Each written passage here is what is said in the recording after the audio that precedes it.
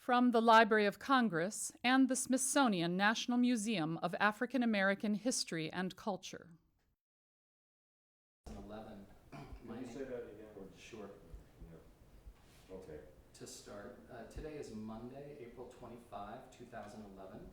My name is Joe Mosnier of the Southern Oral History Program at the University of North Carolina at Chapel Hill.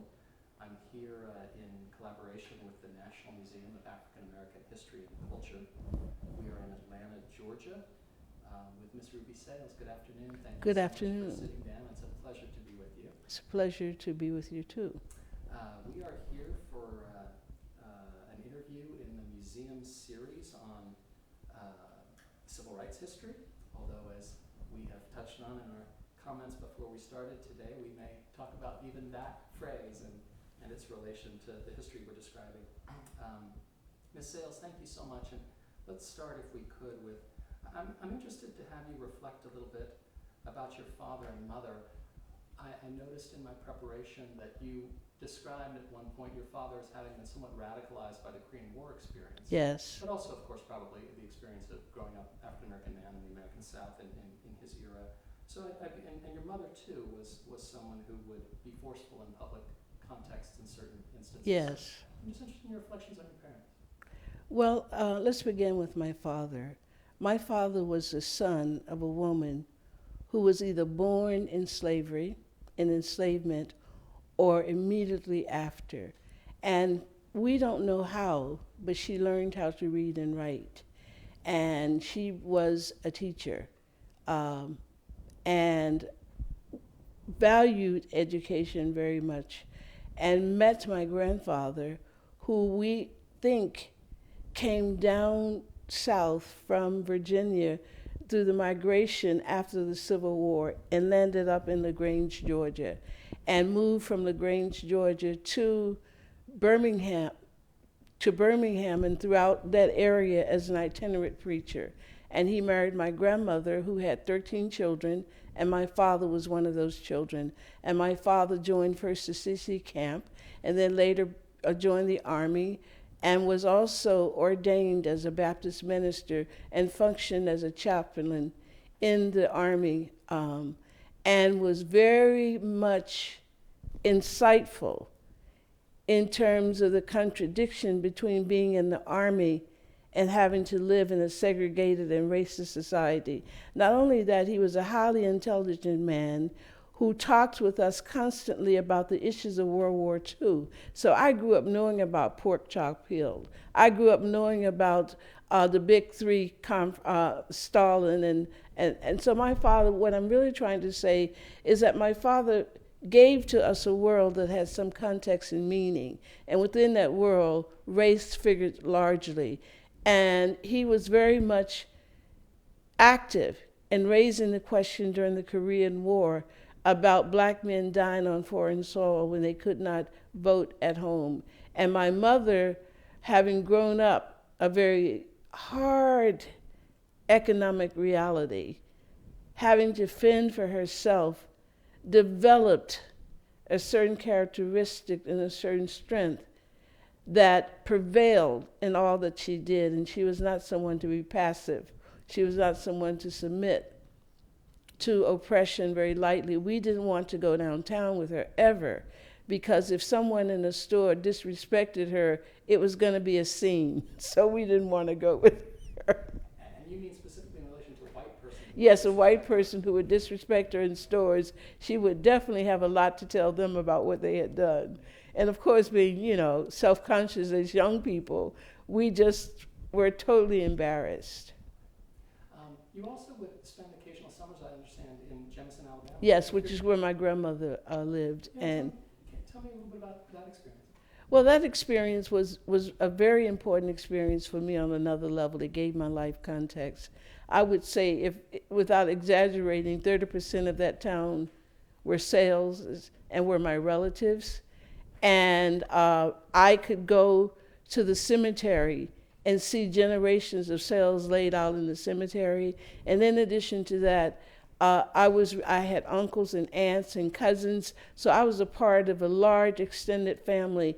And I knew the history of that family.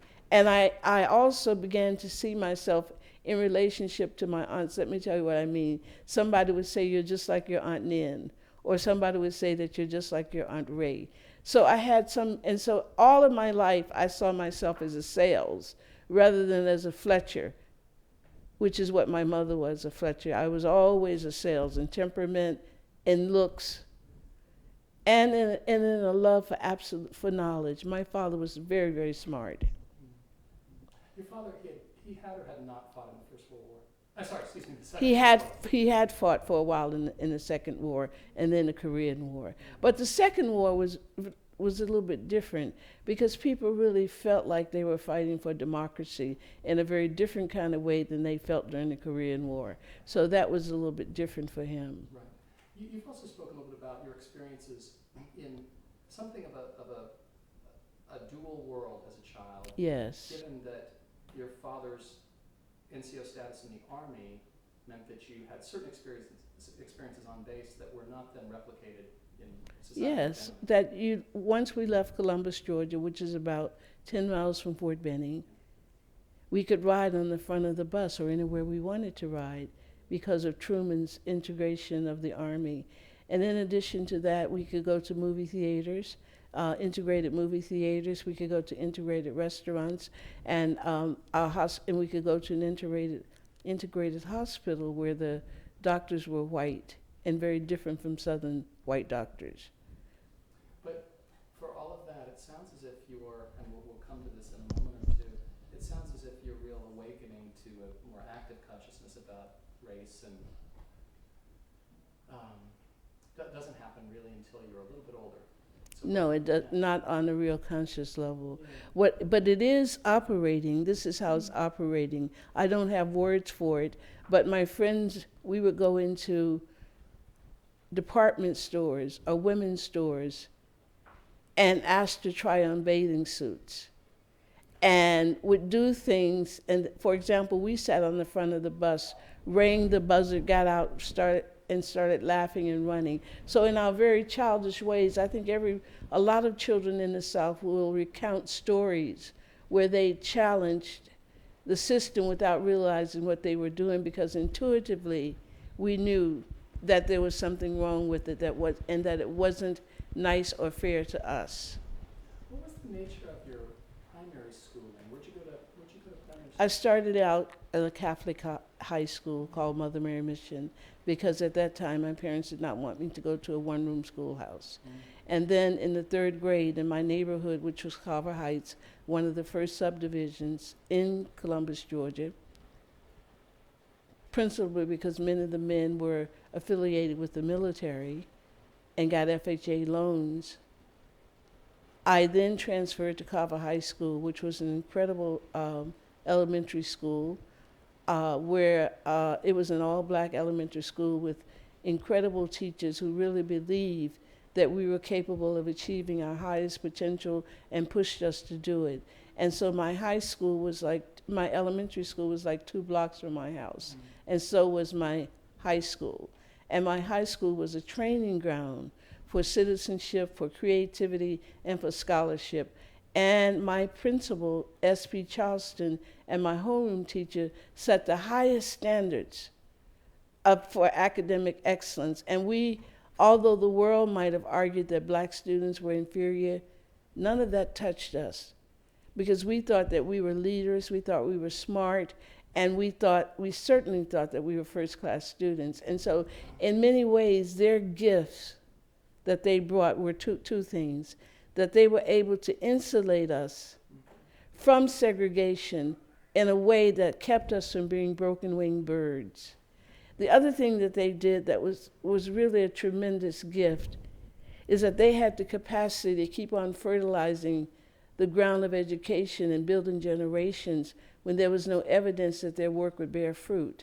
And rather than approaching it from a despondent position, they were exuberant. The work meant everything.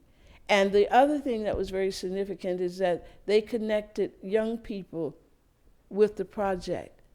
of freedom, that we had a role in that. And our role was not just to get an education for our own career advancement, but our role was to get an education to play a role in moving forward the entire community.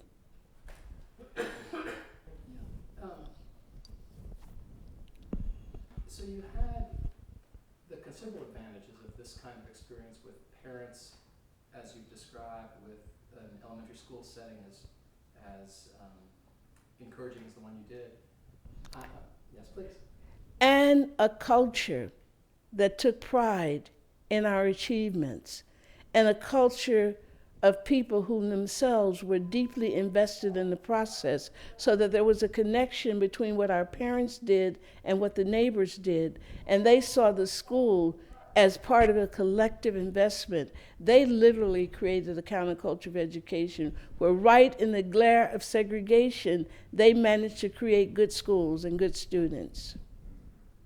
Were you, what was your social crowd as a high schooler? I have to confess, I was in the in crowd. I was a cheerleader. I had a lot of mouth for a young girl. I was editor of the newspaper, in the Honor Society, pretty well known not only in my school but throughout the community. So I would say that I had a very, very busy social life, very connected social life, and I would also say that I was pretty much a rebel. I challenged some of the rules and got away with it. And you got away with it because of kind of who you were as a full young person, or because also who your parents were, or because your teachers were savvy enough to kind of let you have some of that space? Because my homeroom teacher was one of the most powerful teachers at the school, and also because they recognized that beyond my rebelliousness, I had something worth cultivating, and they didn't want to rein me in too much to break my spirit. And so that was another reason why I was allowed to rebel. And I think that they knew that rebellion was a substance of survival. They didn't want us to accommodate the segregation. They didn't want us to get killed, but they didn't want us to accommodate. And I think also it was because I belonged to a family who was thought to have the smartest kids in Columbus. So I think all of that played a great role in what I was allowed to do.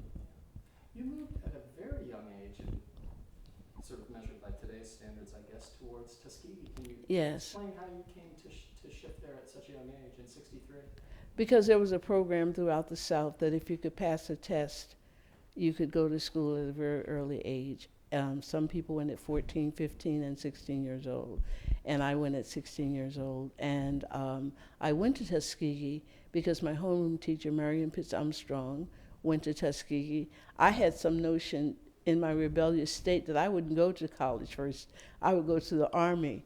Well, that was a delusion. First of all, I wasn't old enough. Secondly, when my mother found out about it, she went right down to the recruiting office and reminded them that I wasn't old enough. And then I thought I'd go to Drake University in Iowa. Well, that was also a fantasy.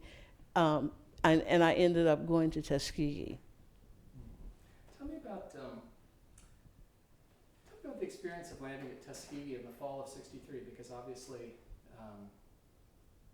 the early '60s have been tumultuous in so many respects in the United States, around race and other issues, but especially race, of course. And you arrive at a time when there's an awful lot happening in Alabama. Yes, the movement in Alabama resonates at Tuskegee when I get there. As a matter of fact, Gwen Patton, who becomes the president of the student body, was part of the Montgomery boycott and had been around the movement since she was a young child. So she brought to Tuskegee movement consciousness. In addition to that, Professor Gamillion had been involved in challenging gerrymandering in Tuskegee. So Tuskegee already had built there, when we got there, an atmosphere of protest and movement. Mm-hmm. And our dean, Dean Phillips, encouraged us to be involved in the movement, unlike many deans. And so when Gwen Patton asked the student, let me just go back a moment to say that when I first arrived at Tuskegee, I did not choose to be a part of the movement. I wanted to be a beatnik. And so I was running around Tuskegee trying to be a beatnik. Drinking wine at the local pond, hanging out, quoting poetry, Al Ginsberg. And so I did not have any thought of being in the movement because I had built my life around Virginia Woolf and had built my life around Greenwich Village in my head. And so Tuskegee was just a road, a penance I had to do before I could go to the village. And so that was not in my mind. And so Stokely Carmichael came to campus, and people from Lowndes County came to campus, and they gave a rousing conversation about the importance of participating in the movement. And it was at that moment that I became galvanized, that I became interested in the movement. And so I threw away my Catawba pink. I cut my ponytails, and I began to grow natural hair, and I went down to Lowndes County, Alabama. But that was not until after we had the demonstration, students at Tuskegee, in protest for the beatings that had occurred on the Elmer Pettus Bridge. And we were locked in at the Capitol in Montgomery, surrounded by, you have to understand, this is a new experience, surrounded by men with billy clubs, men on horses, wouldn't let us go to the bathroom. And yes, these are features of segregation, but you have to understand that as students, we had not come up against that because our parents had made the soil so safe. And I don't know how they did it, but they did. So this, what I'm trying to say is that that day shook my life when the horses started charging and those white men started swinging the billy clubs. And I must tell you, I was so naive, I'm almost ashamed to admit this, that I kept looking up in the sky because I had grown up with this notion of God on a mighty chariot delivering God's children. And if you were doing the right thing, then you would be delivered. And I waited and waited and waited, and no chariot and no God.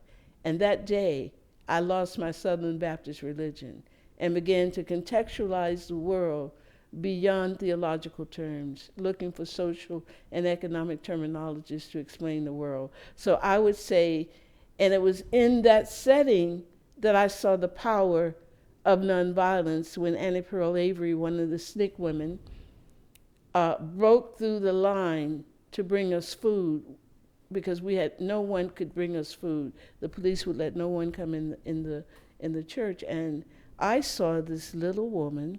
When the police raised his hand to hit her with a billy club, I saw her simply ask him, dead in the eyes, who are you going to hit? What are you going to do with that? And to my astonishment, he dropped it. And she came through the line. By this time, my little Columbus, Georgia mind is blown. And so I was at that moment very committed to moving forward. My homeroom teacher, Mrs. Armstrong, drove 80 miles from Columbus, Georgia, to ask me to leave the church because we had her other students who were in the church to leave. And they left, and I didn't. And she said something like me, I should have known that you wouldn't have left. But that was a defining moment for me where I separated myself out from the approval of older adults about whether I should or should not be in the movement. And breaking many taboos.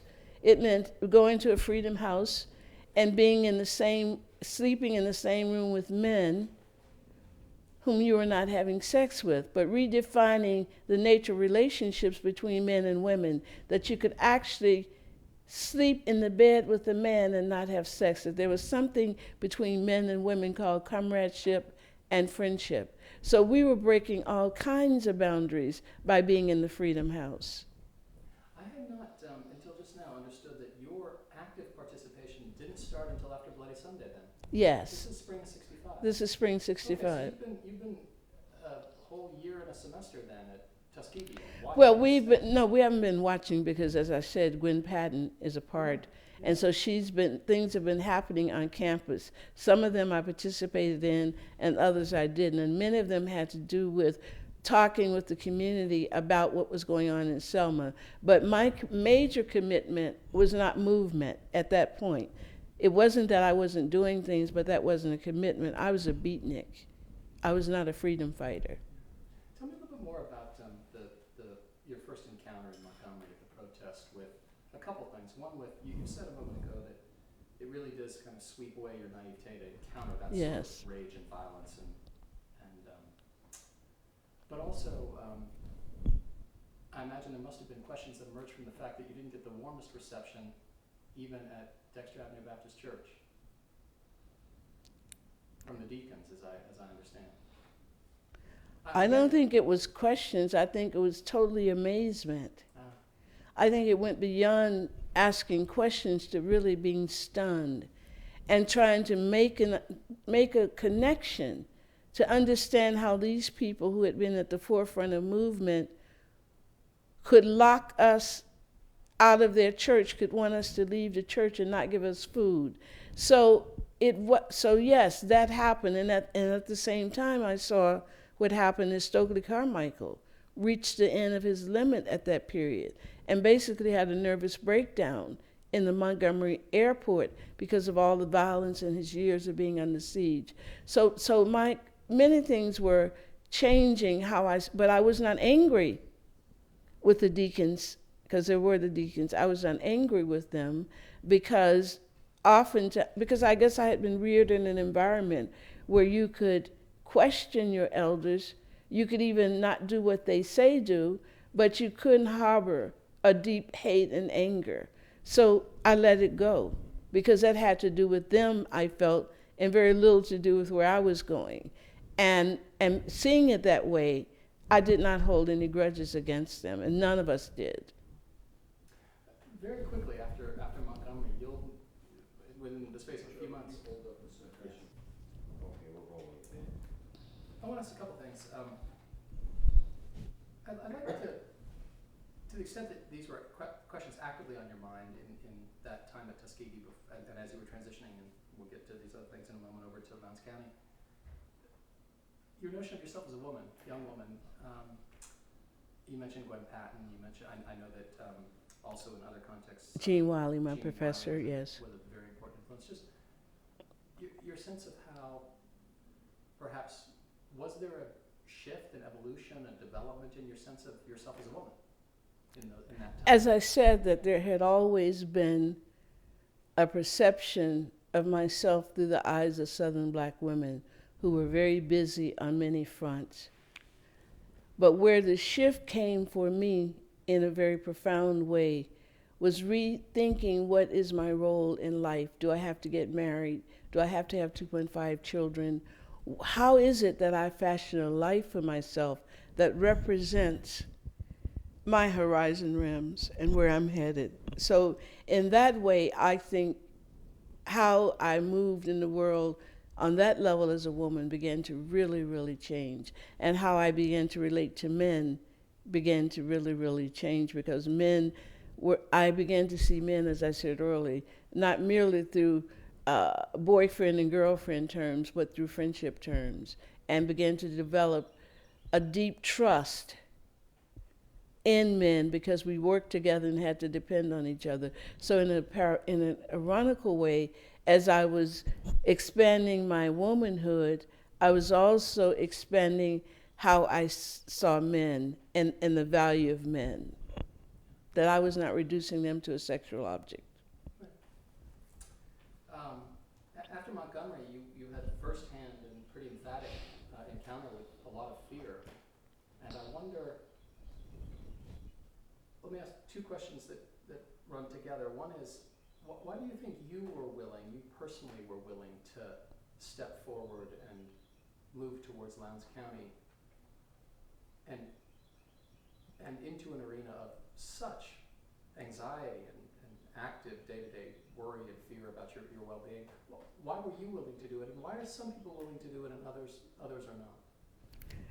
I think that I was willing to do it because, as I said to you, my father spoke out against issues, and my mother spoke out against issues. And although her speaking out embarrassed me, it had a very profound impact on having me understand that I could defend myself.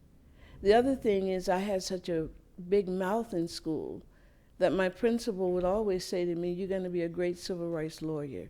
There was always a connection between my mouth and the destinies of African American people. That was another thing that had a profound impact on me. And the other thing is that I had a rebellious spirit. I was not happy being the typical teenager, being the typical college student. Those things bored me. And I was in search for a larger meaning in life. And the civil rights movement, the Southern Freedom Movement, gave me an opportunity to give voice to some of those, to some of the issues that I was struggling with.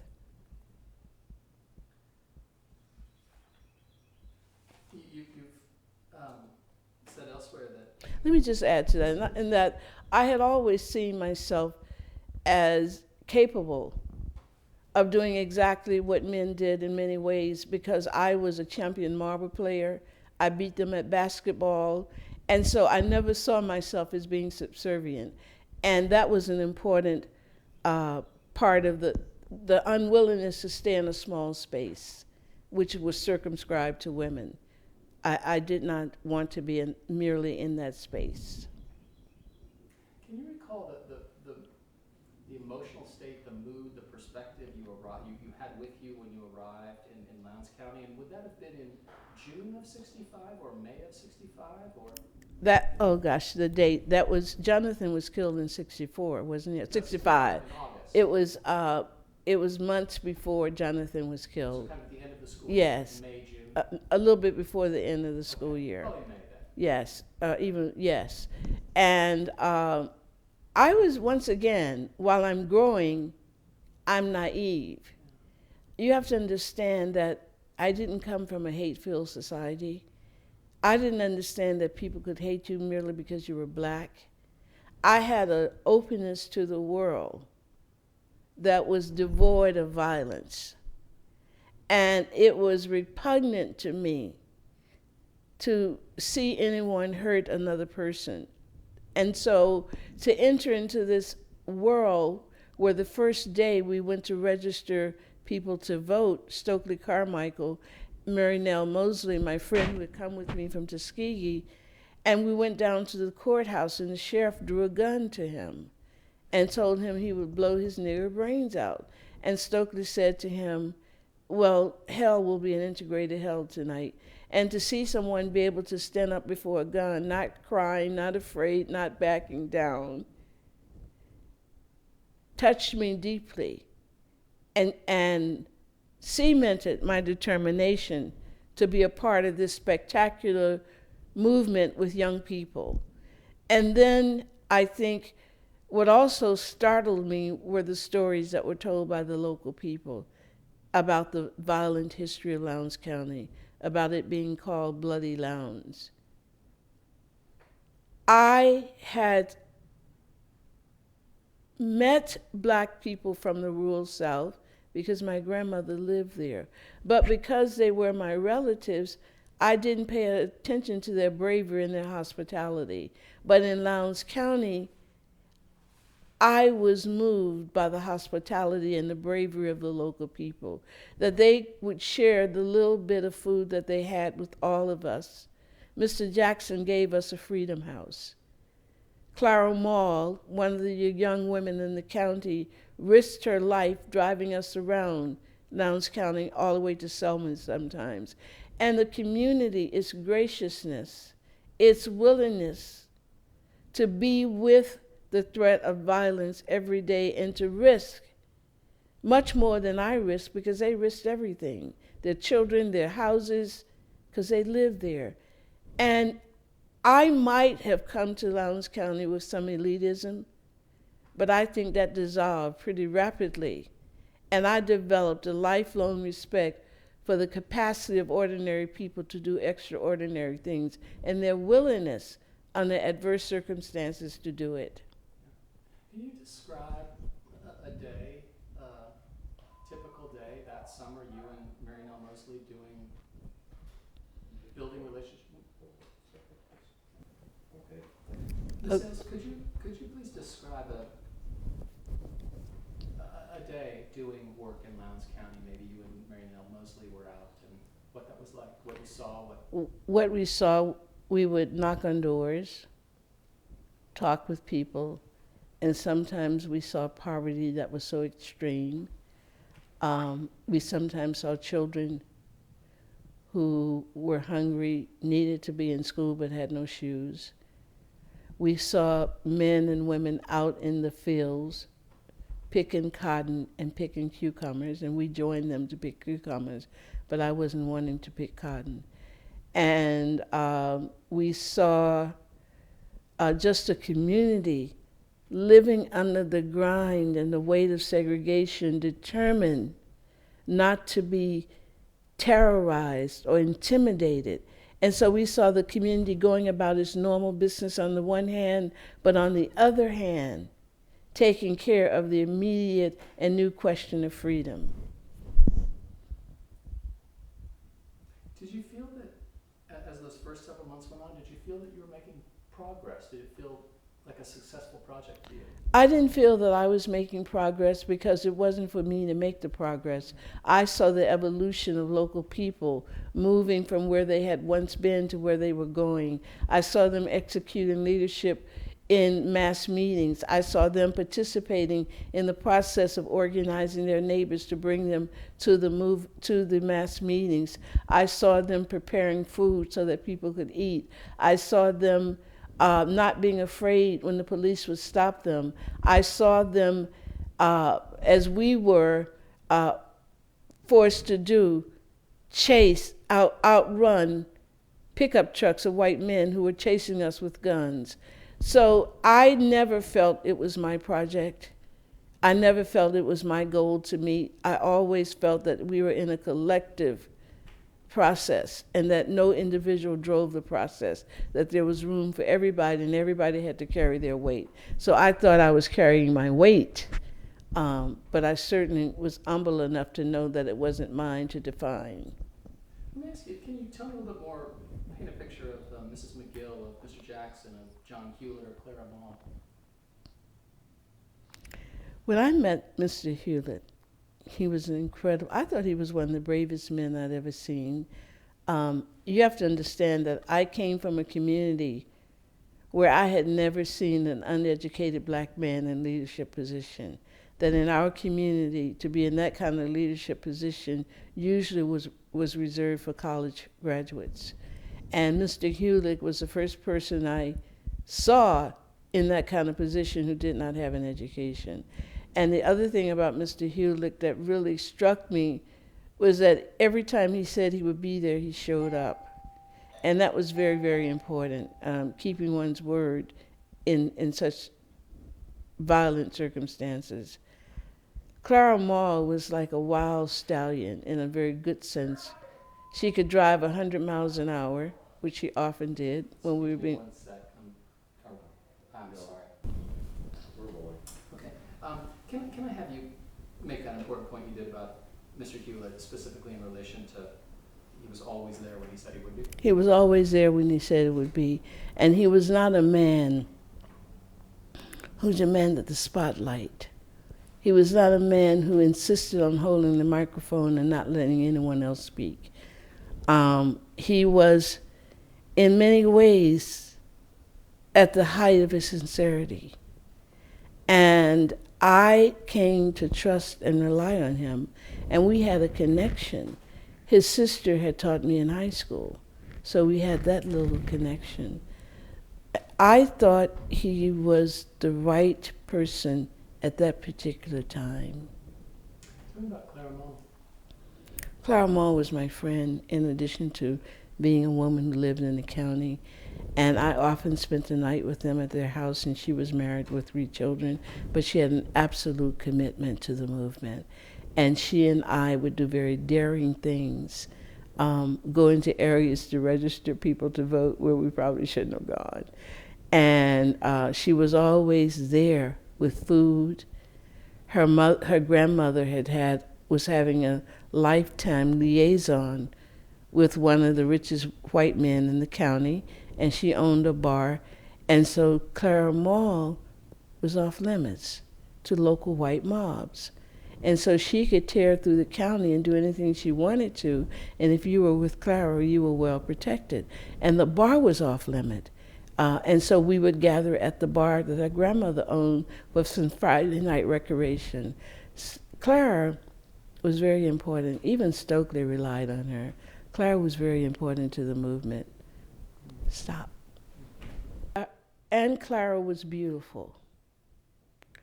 And I looked up to her, quite frankly, because of her beauty, her courage, her commitment, and her willingness to do what needed to be done, even at the cost of, possibly being hurt.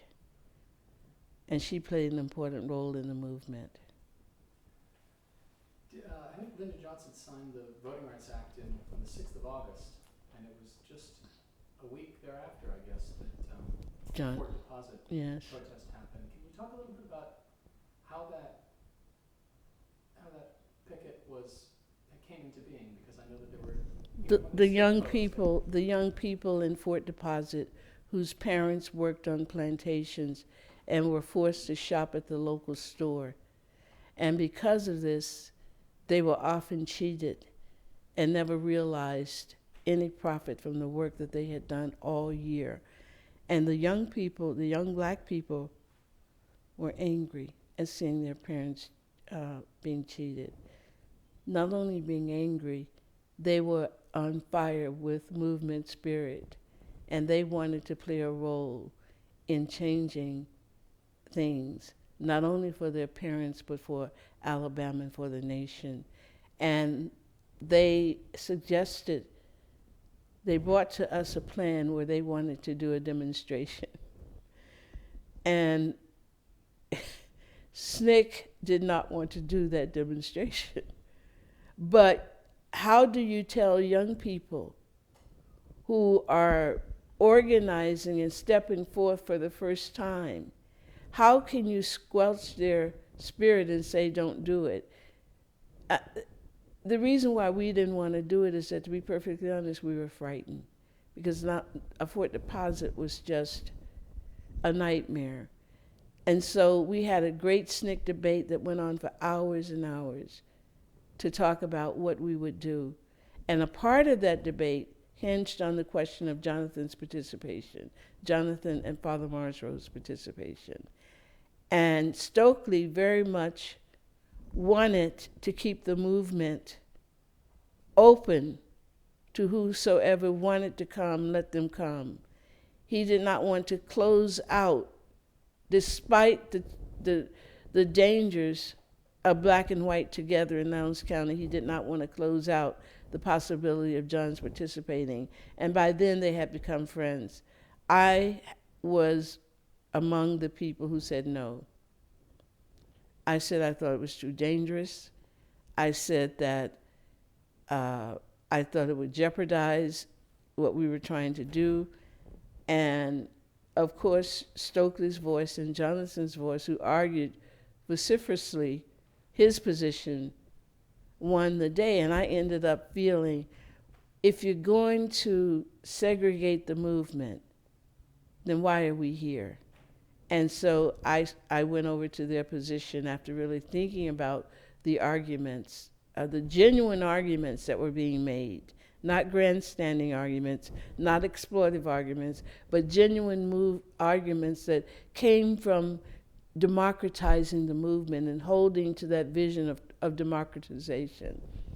So having made that decision, we all participated in the demonstration, which took place on Saturday morning. And when we got there, it was one of the most frightening scenes I've ever seen. There was a mob of white men there. And I guess being a mob, you're undisciplined. And they had every conceivable weapon, baseball bats, garbage pails, anything it seems that they could lay their hands on, they had. And they were threatening to beat us up, kill us, and as the time wore on, they were getting louder and less willing to hold back the violence that they threatened to unleash. And I think, I'm not sure, that we were probably arrested not only because they did not approve of what we were doing, but also somewhere I think that they realized that if they didn't get us out of there, we were going to get killed. So by they I mean the white officials, we were put on a garbage can, truck, right, put on a garbage truck, and we were taken to the jail in Hayneville, men on one floor and women on the other floor, and held in the most barbaric conditions that you could imagine, with the threats, the women being threatened, especially women with big mouths who wouldn't shut up singing, of being raped by the trustees and by the sheriff threatening to have the black men, trustees, rape us in the same way that they had beat Fannie Lou Hamer when she was in jail, not raped her, but beat her. And the other thing, I got very sick in jail. I began to develop an ulcer, and my stomach was just on fire. And I was begging to see a doctor, and of course that didn't happen. Jonathan and I were passing notes to each other. By then we had become very good friends. They were passing, actually I knew Jonathan before that time. I knew him in Selma because we went to Montgomery together. By that time, I felt like if I don't get out of jail, I'm going to die. I felt so sick. But of course I didn't die. And while Jonathan was in jail, escrow, John Morris, came with Episcopalians to suggest that he could get out of jail, and John refused. When we were finally let out, the jailer just came one day and said, "Get out of here, you're free." It's a week later. Yes, it scared me to death. Now all of this is instinct. I knew that when people let you out of jail like that they've got something planned. Because that's what had happened to Goodman, Schwerner, and so I knew instinctively, but I couldn't document it, that something was up. But we went nonetheless with great protest, because they said that if we didn't get out of jail, once again they started threatening us. And I said, this is really a change. People threatening you if you don't get out of jail. Anyway, so we went to the corner store, and I've been wrestling with this, and I've never said this before. I've been wrestling with what happened. And one of the things, somebody in that group suggested that John, Father Morris Road, Joyce and myself go and get sodas. I've been trying to think of that voice recently because I think that's very important. Had that person not said that, we probably would not have gone to that store. Maybe we would have, but I'm not sure we would have gone as a group, for the group. And now Willie Vaughn says that when we were walking to the store, he told us that there was a man with a gun at the store. I've been recently trying to figure out if he said that. I don't remember it. And if there was a man at the store and he had been there with the gun, why wasn't he shot? These are later questions that I'm beginning to ask myself in the last year, as I began to understand some of the under dynamics that were happening in the movement that I was not aware of. Can you say who Willie Vaughn was? Willie Vaughn had come to Alabama from Mississippi. Yes. And we got to the store, and Tom Coleman was standing in the door, and he had a gun. And it's one of these moments where you're there, but you're not there. you sort of stopped in your footsteps, but you're trying to figure out how to move. And he said, bitch, because I was in the front. He said, bitch, I'll blow your brains out. And the next thing I knew, I was pulled backwards and I fell, literally fell. And Jonathan, I heard a shot, and it was Jonathan. He shot Jonathan. Jonathan never made a sound. I think he was dead instantly or in a coma instantly. Father Marsrow, who was with us, the Catholic priest who had literally just come to South when Martin Luther King issued the call, held on to Joyce Bailey's hands, a local young girl at 17 years old who had been in jail. And they were running together. And the next thing I knew, there was another shot. And unlike Jonathan, Father Marsrow began to emit moans and begging for water. And Joyce Bailey, with some level of consciousness still working, headed that way and went around in the South, you always have these cars, went around to those empty cars and called my name. And it was when I could hear her that I realized that I wasn't dead. Prior to that, I thought I was dead. I had no sense that Jonathan was dead, but I got up on my knees. I got on my knees and crawled over to Joyce. And we ran over to the area where the civil rights workers, where the Southern Freedom workers still remained. And Jimmy Rogers, Gloria Larry, Ruby Sales, and Joyce Bailey went back over to try to give Father Marsrow water. And Tom Coleman, like a wild man, was flinging his gun and saying he'd blow our brains out if we didn't leave. He let that man lay down there in the hot August sun, shot, begging for water, and threatened to kill anybody who helped him. We dispersed and ran in different directions. And somehow I got back to the Freedom House. And when Stokely Carmichael and Silas Norman, who was the project director of Selma, Alabama, when Silas Norman and Stokely heard what had happened, they went downtown. And when they got there, the streets were clean. And Jonathan and Father Marsrow were missing. Now, it wasn't a simple thing of knowing where they went. For several days, the SNCC office, Ruby Doris Smith, tried to find out where they were, and nobody would tell us. So not only was Jonathan dead, he was also missing.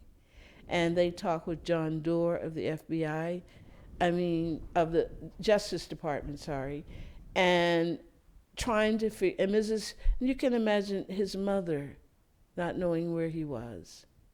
And finally, they located the morgue where Jonathan was and the hospital where Father Marsrow was. Now, I don't know if you've heard the story of Father Marsrow's story, but he was taken to the hospital in a hearse on top of Jonathan's dead body and laid in the hospital hallway for hours before anybody would operate on him, until a general, I think, or a major in the U.S. Army agreed to do that. So, of course, by then, we've gotten our first real lesson of Southern white murder. And we are young. Nobody's over 22. We are impressionable. We know the horrors of segregation, but we're also hopeful. We're also optimistic. And that's a defining moment, another defining moment. And we were shattered and devastated and trying to make sense out of the loss of our friend John. And knowing that we had to go to the funeral, but somehow finding it hard to face his mother because he was with us. We had not done it, but we felt a great responsibility for each other. And so that was very, very hard to do that. And of course, my story is known that after then I just went from a big mouth person to someone who rarely spoke. And I think I spent a great deal of my adult life without even knowing it, trying to find my voice again. Trying to be full-voiced again, because I shut down in ways that I didn't realize it, like with many movement people. And the reason why I shut down is even when I was at Princeton, even when I was at Manhattanville, even when I was out in the world doing peace and justice work, I never told anybody I'd been in the movement. I never talked about that. So traumatized was I. You went home Yes, in the interim and then back to Haynesville to testify. yes, yes. What was it? Do you remember your visit to your home in that interim? Oh yes, I remember my visit. My parents were very supportive, and when my mother was hanging out wash one day and some white men came there and told her in the backyard that if I testified, they would kill me. And not, despite that, she did not say, don't testify. She never said, don't testify. Did anybody from federal law enforcement, Justice Department, FBI, speak to you about going to testify? Vaguely, but I don't remember. I remember John Doerr talking about the wheels of justice move very slowly. That's what I remembered out of all of that.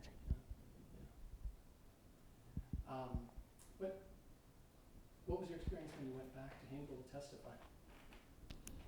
Obviously, I was frightened, but had the resilience of my grandmother and my mother and my father, and I was determined. As much as they didn't want me to testify, I was determined to testify.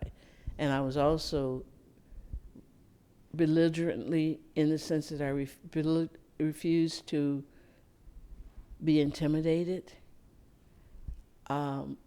was not going to let him make a verbal fool out of me. The lawyer, yes. And determined to meet him word for word and not be afraid, even when I walked in the courtroom and this guy made some threat.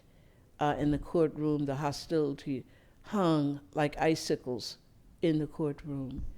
And so it was not a good place for a young person to be. I was in the face of one of the, I understand, greatest lawyers in Alabama history. And there I was, a child, and standing up against those forces. And my colleagues standing in the rain all day because they wouldn't allow us to go to the witness room, treating us like cattle. And I testified. Coleman's attorney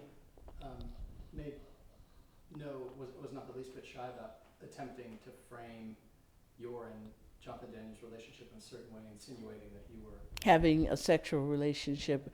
Well, more, it wasn't a relationship. He insinuated that I was a whore, and that Jonathan, like white men in the South, was sleeping with his whore, and that that Jonathan's character was expressed in the color of the underwear that he wore. I think he wore bright colored underwear. And basically, he tried to hinge the case around, ironically, something that the South never wanted to admit but knew that it was there. And that's what he tried to build his case on, the unspoken truth. But of course, Jonathan and I were not having a relationship. Of course, I wasn't a whore. Of course, I was not sleeping in the movement, despite the what has later become movement mythology. I was, despite all of my rebellion, I was a woman from Columbus, Georgia. I was a 17-year-old. And so I was not from a liberal North where people might do that. And so it was very shocking, but I was sophisticated enough to know what he was trying to do. Had you harbored even a sliver of hope that the verdict might go the other way? Mm-mm. You just consider that a foregone conclusion? I thought that people would act how they had always acted, and I had no evidence that they were going to depart from history. Ms. Sales, amidst this trauma and horror of August and through to the trial,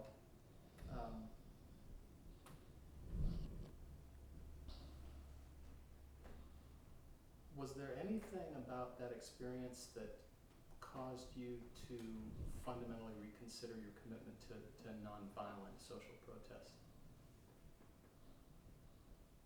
I had never thought about anything but nonviolence, and that remained the same for me. I didn't like killing. And even when some part of the movement shifted to taking up arms, I was never part of that because the idea of killing was always repugnant to me. So it reaffirmed the righteousness of nonviolence and what happens when you use guns and other instruments of death.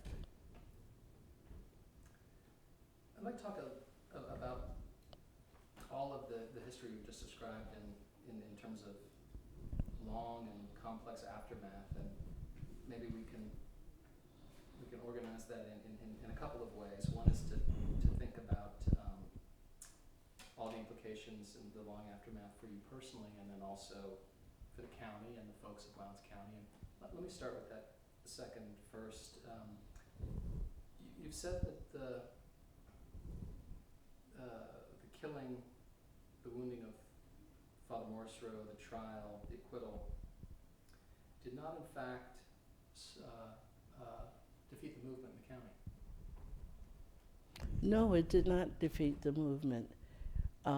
You must realize that black people in Lowndes County, by virtue of the name Bloody Lowndes, had lived with violence for generations, white violence, and did not and would not give up.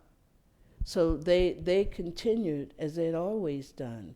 And because we were in the middle of movement fervor and commitment and a special time in history, the commitment was solidified rather than weakened. We had not only the commitment, but the collective grief of losing Jonathan bound us together in the county.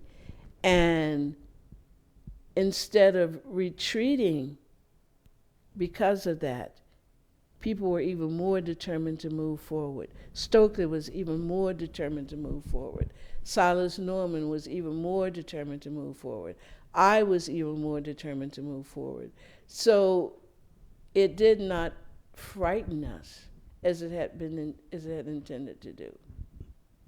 Can you describe Tent City as it emerged in 66, excuse me? Yes, it was basically ordinary sharecroppers being kicked off of their land for registering to vote, and the community deciding that even that, which historically might have created a different response, but in this dynamic movement process, they decided that they would make homes, that they would have tent city, that they would live in tents and and still move forward the movement, that they would not be controlled by economic penalties. I think that the whole notion of tent city that grew up in Washington, D.C. Under Abernathy had its roots in Lowndes County. The other point that I want to make about this whole tent city, which is all part of what I call the second indigenous Southern freedom movement, the first indigenous movement being runaway slave movement. And so because it was an indigenous movement, whatever people had, they brought to the table to make tent city possible and to carry forward the movement. That could not have happened if just a bunch of people had come in, college students had come in and said they wanted to have a movement, and that statement was out of concert with the will of the people and the desire of the people. So what was absolutely important about this time was that we were in common accord around a shared vision. And that vision extended beyond age, beyond class, and beyond religious denomination. And Tent City survived because the community made it survive. But homelessness, the threat of homelessness, had always been the threat. Whether you were kicked off a plantation, whether you were kicked out of your home, whites had always used this as a means of social control. So that was very much within the context of that white history of trying to maintain white prerogatives. And of course, Stokely was very essential to Tent City, and people out of Tent City emerged the Black Panther symbol, yes. And the whole, growing simultaneously was the vision of building another party and being more successful than what had happened with the Mississippi Freedom Democratic Party, having learned some important lessons. I think it'll be 1970 when the county elects a black sheriff. Yes, John Hewlett, yes. Let me ask about those next couple of years for you. Did you participate in a speaking tour? No, I was participating in a speaking tour. That was that summer, I think, and early into the fall. And then the question was what to do next. I went down for a little while into Albany and worked with Charlie Sherrod. I don't know if he remembers that. But after everybody left Lowndes County, Stokely and other people who had been essential to the movement, I resettled myself in Washington, D.C. with Gene Wiley and went to New York and lived in James Baldwin's apartment. He was away for the summer, and became very involved with the feminist movement and trying to stay in a college long enough to get my degree, but really expanding my consciousness, not only in terms of the United States, but the global world, and trying to attend to the deep hurt that I felt around Jonathan Daniels' death, and wrestling with the question, how do I wear this label, the girl that Jonathan saved, with some dignity that did not take away the fact that Jonathan saved my life, but required me to have a life beyond that.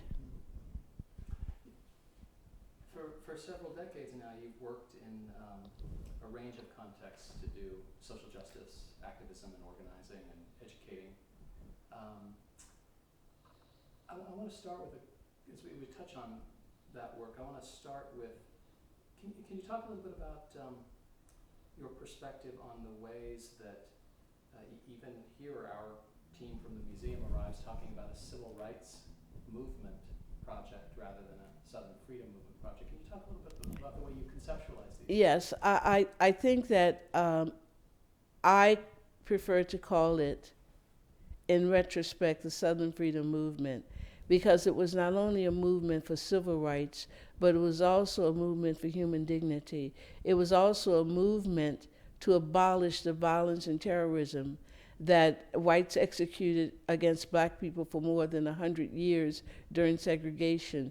It was also a movement that where we wanted to move from the small spaces that segregation pressed us down into larger spaces that gave us expression, creative, political, and social expression.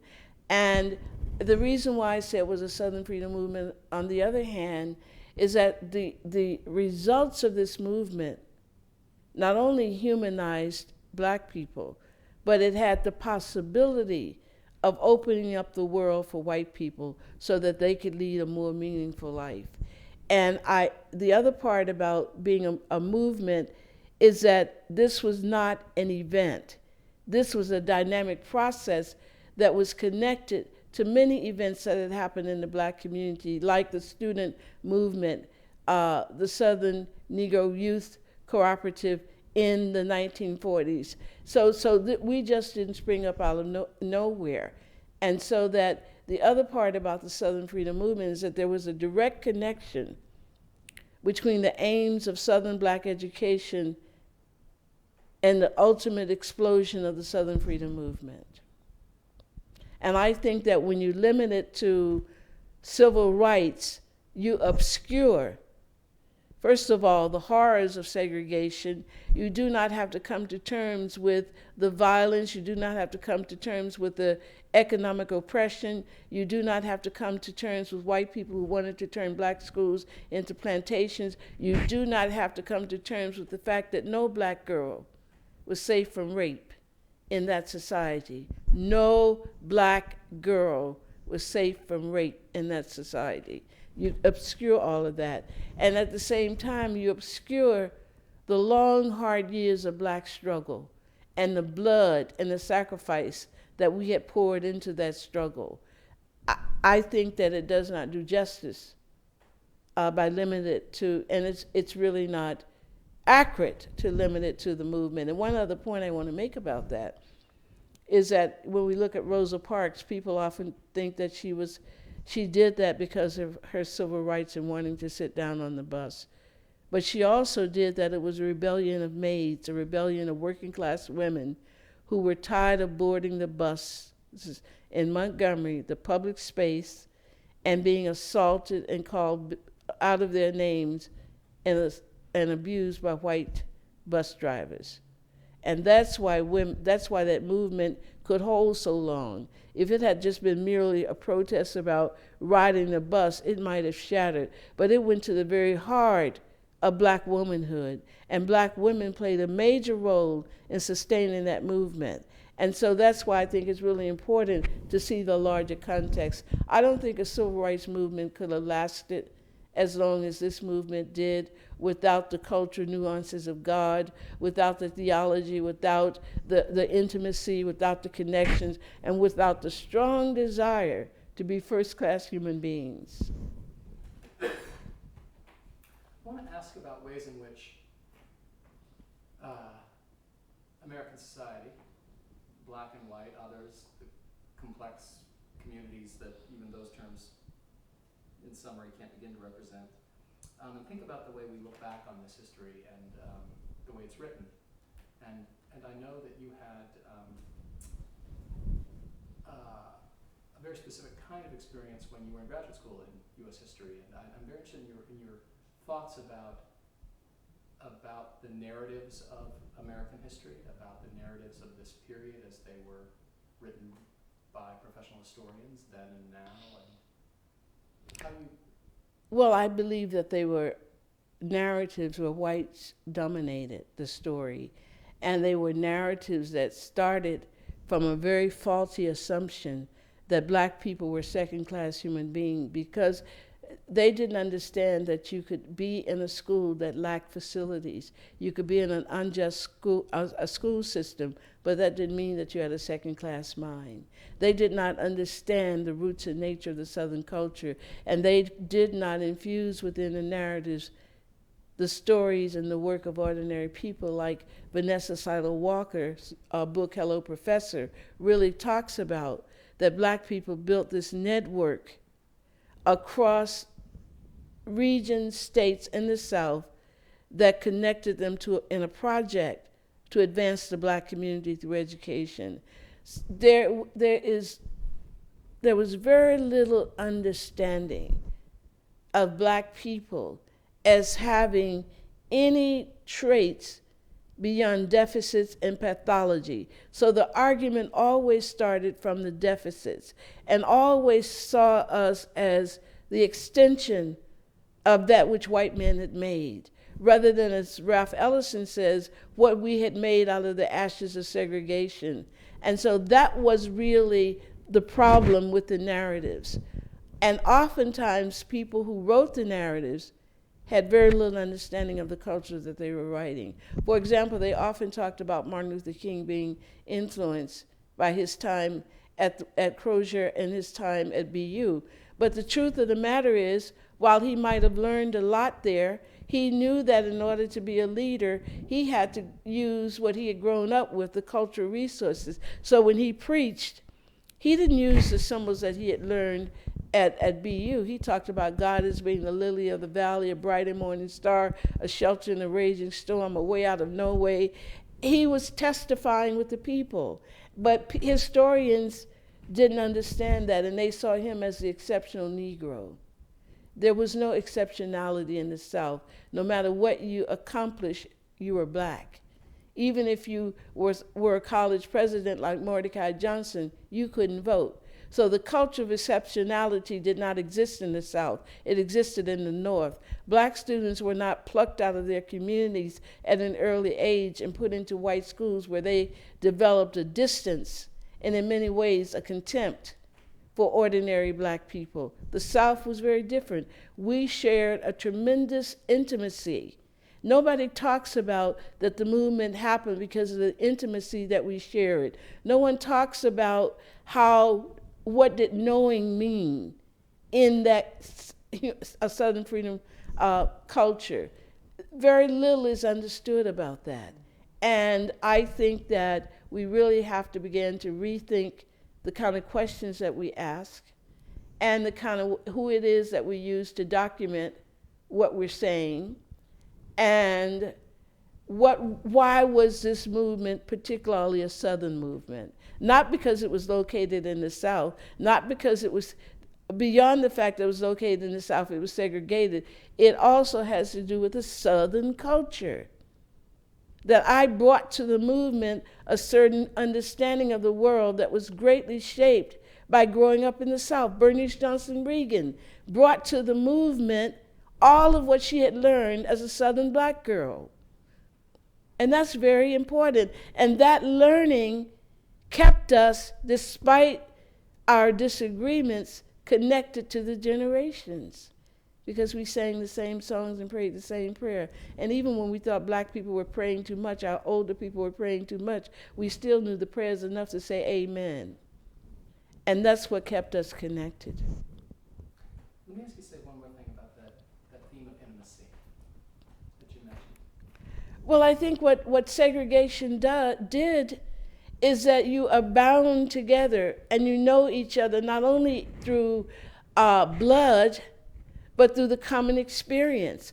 And the community is a closed society where you know each other from Columbus, Georgia to Washington, D.C. And because black people could not stay in hotels, we had to stay with other black people when we traveled. So it was a culture of intimacy where we shared not only the common experience, but we shared the same songs, the same stories, the same relatives.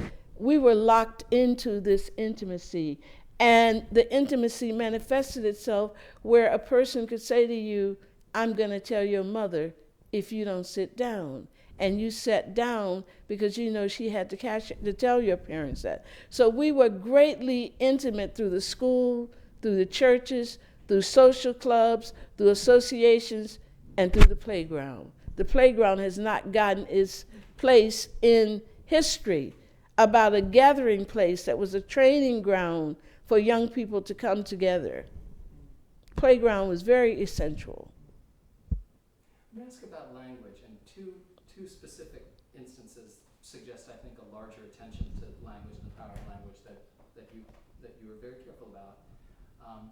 At the trial, before the defense attorney, he wanted to refer to the Student Nonviolent Coordinating Committee as SNCC. That's one Yes. example. Another is in graduate school at Princeton. You were careful to use the term enslavement. And Yes. slavery. So I'd like you to reflect a little bit about how you think about those issues. Well, to the lawyer who wanted to call SNCC, I responded because that was a way of denigrating that he didn't have the intimacy to call SNCC, that was an intimate term, that, and out of respect in this formal setting, he needed to give us the honor of being the Student Nonviolent Coordinating Committee and not reduce us to terminology that I felt like he had no right to have access to. And so it was a way of putting him in this place. Because I thought oftentimes white people want to walk over into cultural territories and claim it in ways that they shouldn't. And so that, and in enslavement, I was a history major in slavery, Reconstruction, and abolitionists were my periods. And one of the several things, I had just left the South. And I knew that black people were not Sambos, or we could have never had a movement where we changed the South without firing a shot. Sambos don't do that. And the other thing is that enslavement almost seemed as if black people passively submitted to being slaves, not enslavement, excuse me, that they, and it didn't say that there was somebody putting them in this place. And so it really obscured the presence and nature of enslavement, who was doing it. And also when you say master, that's a very benign term that really gives credibility and honor to someone who is an enslaver. So I began to really wrestle with those terminologies in the desire to have a true telling of enslavement. And I didn't like Mid-Atlantic Passage because it sounded like people went on a vacation and it didn't document the brutality, the captivity, the pain, the rape, all of those things, that the disassociation, never to see your mother again, never to see your grandmother again, never to hear the drums beating in the village, never to hear the sound of your own name again. I don't think that was a Mid-Atlantic Passage. And so I started thinking, and I could not have done that had I not been in the movement. In 2005, I think, or thereabouts. One thing I want to say about that, one of the things that bothered me about history is that rarely is there an obvious subject doing the deed. And so that you never say white men did this. The only subjects are oppressed people. You say black people, but the white men as subjects are rarely present. So you would say the black people were compelled by the institution of slavery, but you never say who compelled them. And so that was another thing, trying to make people be subjects and have some existentialist responsibility for the deeds that they created, which was a tall order at Princeton. I want to talk about memory and history and memory and implications of that. In 2005, I think it was, you went back to Lowndes County for a public event. And it was an open public event. There were relatively few whites who attended, perhaps almost very few. Right. Just very few. Right. And in a prior telling of that episode that I've read of yours, you said a range of very interesting things about memory. I think that we live in a society where part of the way that those in power maintain power is through dismemory and revisionist history. And I think that, unfortunately, we live in an era where even black people suffer from dismemory around the Southern Freedom Movement. Because if I can create reality through dismemory, then I can distort who you are and tell you who you are and tell you who you've been with each other. And not only that, I can wipe my hands free of the blood. And what, for example, people believe that the government gave them jobs. When you talk about the Southern Freedom Movement, there's no connection between how they got those jobs and the blood and sweat and the constant struggle, even up against the government for those jobs.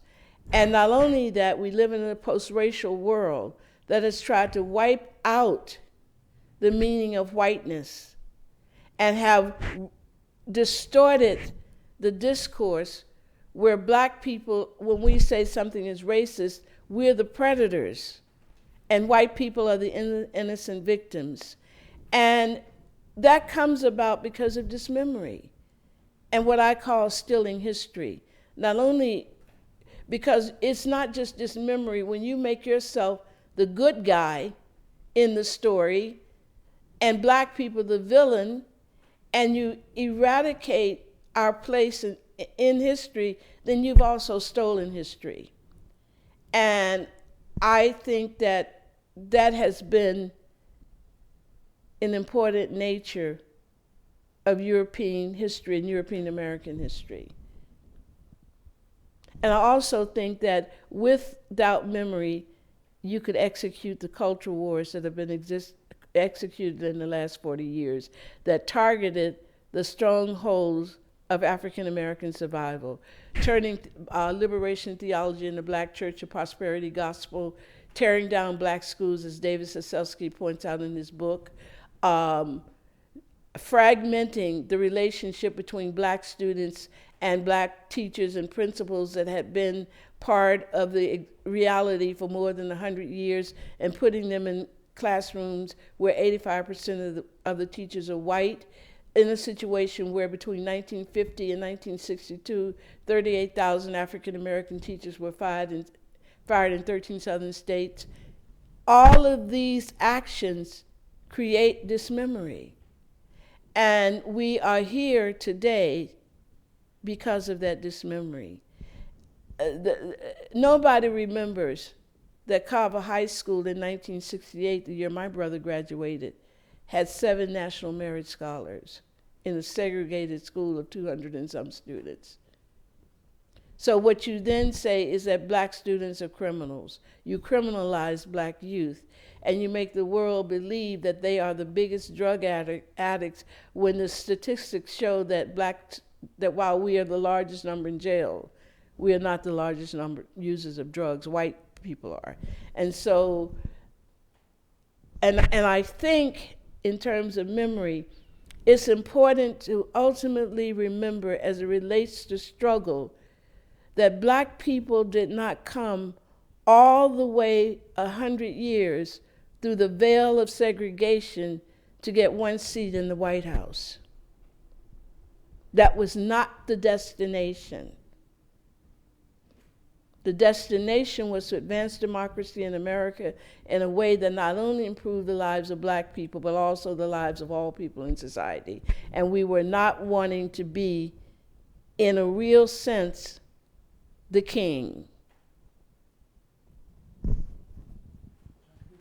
just 1 sec. Ms. Sales, let me ask a little bit about another issue that we've all witnessed unfold across several decades now, and it's the extraordinary rate of jailings of African American men, and particularly women too. Yes. And I'm interested in your thoughts and perspective on that. I think when the discourse shifted in this revisionist climate that criminalized African American people, most particularly men, I think it opened the door to build the prison industrial complex because nobody cared that thugs and gangsters and people who were not uncivilized people ended up in jail. Nobody even see them as young people. Nobody even see them as people with possibilities. So when the economic system of sharecropping collapsed, white people in the South came up with another system, which is really a plantation system, where these young men are in jail working for major corporations and for sometimes less $1 a day. And not only that, I see a correlation between the coalition. Let me just say that I think one of the things that white Southerners did through the attacks on liberalism and the North was to position their culture, create an environment that positioned the public consciousness to accept Southern culture and values. And so of greed, materialism, anti-intellectualism, all of the things that held together segregation. You could not be a true intellectual and really be curious and really struggle for truth in a punitive segregated society. So that I think that the very things that held together segregation are the things that hold together the prison industrial complex. And I think we must understand what happened to the liberal North, because the liberal North was also the victim of a cultural war. And the South said, we might have not won the civil rights or Southern Freedom Movement war, but we darn sure are going to win the culture wars. And they did. And so at some point in the 80s, you could hardly make a distinction between a Southern politician and a Northern politician, because they had been galvanized around the same issue of whiteness. The other thing that I think is very, very important as we look at this whole conversation of struggle is, how do we in the 21st century talk about these human rights issues within our understanding of a technocracy where only a few people matter and the rest are collateral damage no matter what the color is. So that's why you have an increase in white poverty. That's why many white males are obsolete in today's world. And instead of understanding technocracy, an anti-human technocracy, they blame other people, and they believe that they are in the presence of dangerous black men who pose a threat to the order of society and need to be locked up. And they don't have a clue as to this culture war that raged not only to diminish the gains of the movement, but to destroy the New Deal, the gains of the New Deal, where Joseph Kennedy ironically put a cap on corporate greed and the ways in which they acted in the world. Now it's boundless. It knows no limits. And so that we do not live in a post-racial world. We live in a world actually where race and class both are common denominators in ways that they were not earlier, because industrialism had broader spaces. Technocracy is much more limiting.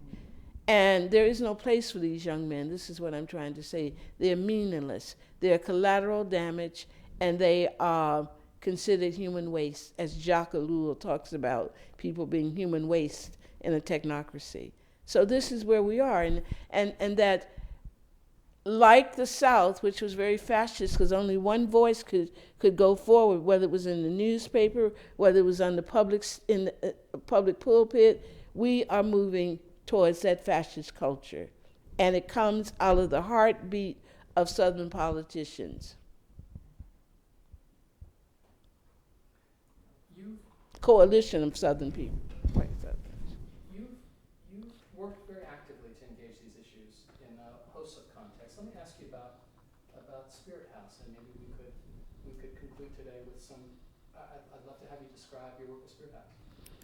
Which you founded. Yes, which I founded. Spirit House comes from the understanding that social justice is what we do. It informs who we are on the inside and how we live on the outside. And the Greek word for, and so that it's breath. And so Spirit House is really about how we live, what we take in and what we put out, how we live in relations to each other. And in relationship to each other, it is our breath. It is our whole selves integrated and operating in a relation, in terms of relationality. But it's also, in a more simpler term, is about dealing with issues of education, economics, racial justice. And we bring people of all colors together to work on these issues. And right now, for the last 2 years, we have been dealing with the counterculture of education and what might we learn from that counterculture during segregation that would enable Black students not to be victims in public schools today. And one of the things that disturbed me so tremendously, and this is about narrative again, these Southern Black teachers created outstanding students and leaders, and many of them still exist. And no one has bothered to ask them, how did you do it? What might we learn from you? What were your strategies? How did you deal with complicated situations?